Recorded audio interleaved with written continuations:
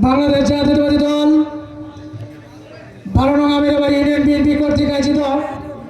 আজকের এই মাতৃনিবাস সভায় প্রধান অতিথি হিসেবে উপস্থিত আছেন বাংলাদেশ জাতীয়তাবাদী দল বিএনপির জাতীয় নির্বাহী কমিটির অন্যতম সদস্য 152 ময়মনসিংহ আসন ত্রিশাল আসনের মাননীয় সংসদ সদস্য ময়মনসিংহের গর্ব ত্রিশালবাসীর রত্ন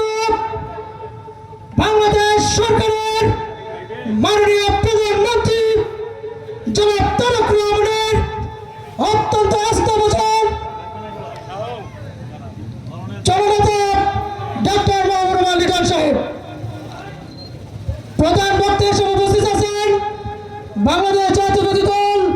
ময়মনসিংহ দক্ষিণ জেলা বিএনপির যুগ্ম আহ্বায়ক ত্রিশাল উপজেলা বিএনপির সংগ্রামী আহ্বায়ক দক্ষিণ ত্রিশালের কৃতি সন্তান দক্ষিণ ত্রিশালের ডাইনামিক নেতা আমিরাবাড়ি ইউনিয়ন পরিষদের সাবেক চেয়ারম্যান সাবেক ছাত্রনেতা জনাব এনামুল হক ভূঁইয়া সাহেব আর উপস্থিত আছেন বাংলাদেশ জাতীয়তাবাদী দল ত্রিশাল উপজেলা শাখা বিএনপির যুগ্ম আহ্বায়ক বিন্দু অঙ্গ সংগঠনের নেতৃবৃন্দ 12 নং আমিরাবাড়ি ইউনিয়ন বিএনপির নেতৃবৃন্দ ও অঙ্গ সংগঠনের নেতৃবৃন্দ সকলকে আমার পক্ষ থেকে জানাচ্ছি সংগ্রামী সালাম ও শুভেচ্ছা। আসসালামু আলাইকুম। সংগ্রামী নেতৃবৃন্দ, আপনারা অবগত আছেন দীর্ঘ আন্দোলন সংগ্রামের পরে আমাদের গণতন্ত্রের জননী দেশনেত্রী বেগম খালেদা জিয়া বাংলাদেশের গণতন্ত্র রক্ষার জন্য বাংলাদেশের ভোটের অধিকার রক্ষার জন্য আন্দোলন করার পক্ষে ফ্যাসিস্ট খুনি হাসিনার অত্যাচারের এক পর্যায়ে পিড়িয়ে চিকিৎসায় ওনাকে মৃত্যুবরণ করতে হয়েছে। আজকের যিনি প্রধানমন্ত্রী দেশভাগা আজকের যিনি প্রধানমন্ত্রী শহীদ রাষ্ট্রপতি জিয়াউর রহমানের উত্তরসূরি বেগম খালেদা জিয়ার সুযোগ্য পুত্র বাংলাদেশের রত্ন যিনি গ্রাম বাংলার বিভিন্ন অঞ্চলে পথে পথে হেঁটে হেঁটে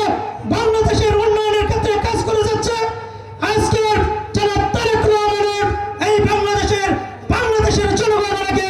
সুস্বাগতভাবে বাংলাদেশের মাটিতে ফিরিয়ে এনেছেন। তাই বলতে চাই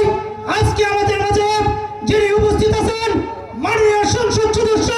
আমার অভিভাবক জননেতা ডক্টর মাহবুব আলী খান সাহেব, উনি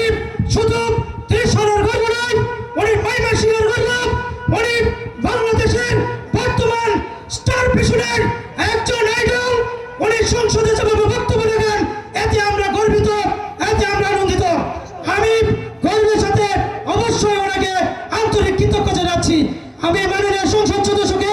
দৃষ্টি আকর্ষণ করে শুধু একটি কথা বলবো, আমিরাবাড়ি আমার জন্য, আমিরাবাড়ির নেতৃত্ব উপজেলা বিএনপির